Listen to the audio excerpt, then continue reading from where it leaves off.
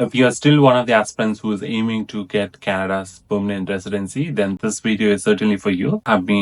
Because there have been significant changes in the past 1 to 2 years, and whatever that worked in the past would no longer work anymore. And in case you are still using your old strategies, then they're absolutely not going to work in 2025 and beyond. If you're already here or you're planning to come to Canada, your PR strategy has to be extremely different. And in this video, we're going to talk exactly the same. Because now Canada, speaking to Canada, it's extremely different than what it did in the past. Let's understand who is getting benefited, who is left out, and what should exactly be something that you should be focusing and doing. So now let's understand what exactly changed. In the past, Express Entry used to be pretty straightforward. You can use your CRS calculator, put in your basic details like your education, your work experience, your language skills, and all of those basic things, and you would obviously get a particular score, and you would be invited based on the draws if you meet that eligibility, if you meet a particular score on the draw day. But now Canada has been focusing only on certain streams, which are more category based and job focused draws wherever they have the talent crunch.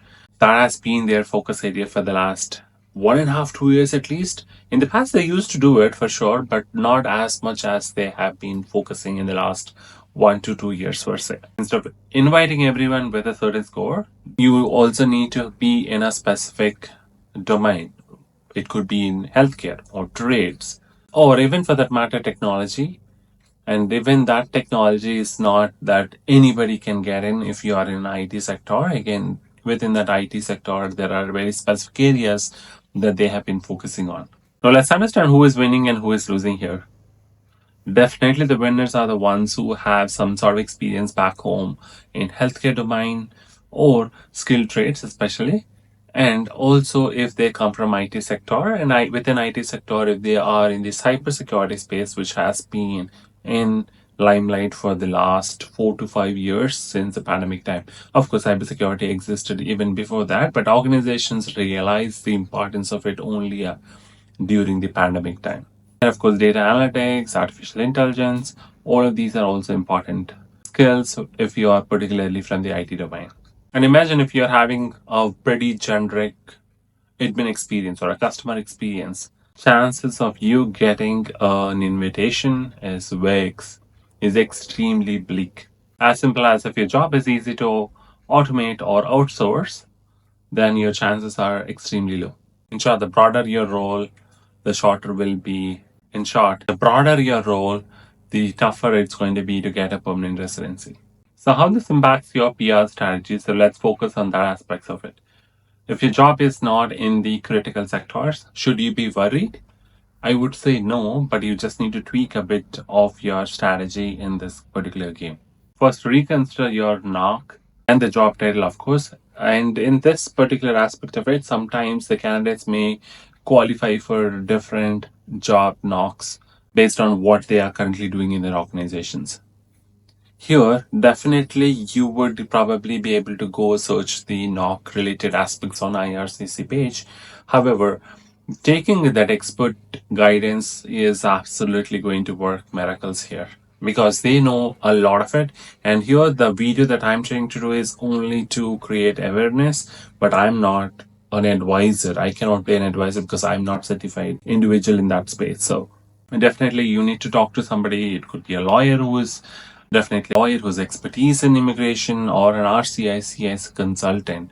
And especially again, go for only the authorized ones. Don't go here and say or don't go to somebody who is in your network and is ready to help you out. Maybe it worked in the past, but not anymore because this has been scrutinizing thoroughly, and a simple wrong guidance can cost you a big thing, which is your PR. So absolutely, you need to adapt here in terms of taking the right set of coaching or guidance from somebody there. And in case your profile overlaps with multiple knocks, then it is definitely an opportunity for you to grab that up. And if you're already in Canada, of course, your approach also has to start. Or if you're planning to come to Canada to study, then obviously the choice of courses that you are picking is going to be extremely important. right? Back in India, I'm sure if you wanted to study something, you might have carefully done some sort of research on the colleges that you wanted to study, the course that you want to pick up, or the specialization that you wanted to pick up in your plus two or your bachelor's or whatever it is.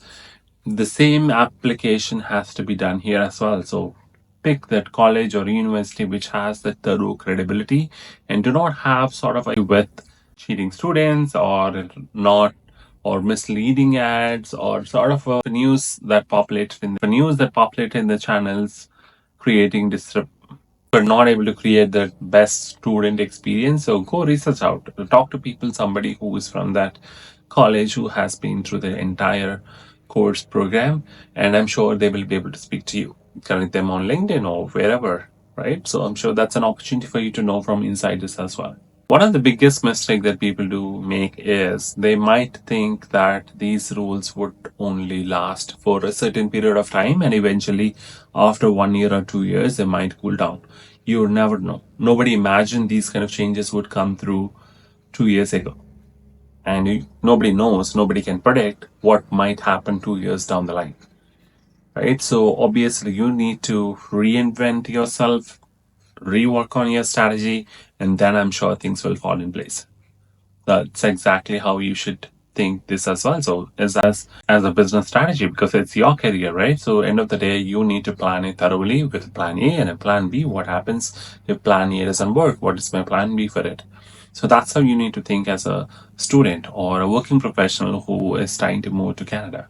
So finally, has Canada really changed their course of action or impressions on the permanent residents? Absolutely not. It's not harder, I would say. It's slightly a different process that they have not done in the past, which is good, which is strategic, and they're trying to be very selective on what they want and who they bring into the country. You really have to panic because of the situation. All that you have to do is play a little smarter based on your circumstances. And in this aspect, I'm saying it again, I think you will need that expert guidance as long, and with expert guidance, of course, you also need to put in your efforts in spending a bit of time in researching and keeping yourself updated in case you're trying to file yourself because you cannot afford the fees of the consultant, which is totally okay. But all that you have to do is keep your profile accurate, updated. Express Entry keeps changing things very often, and you need to be on top of it in terms of those regulations that might change within days' time, right?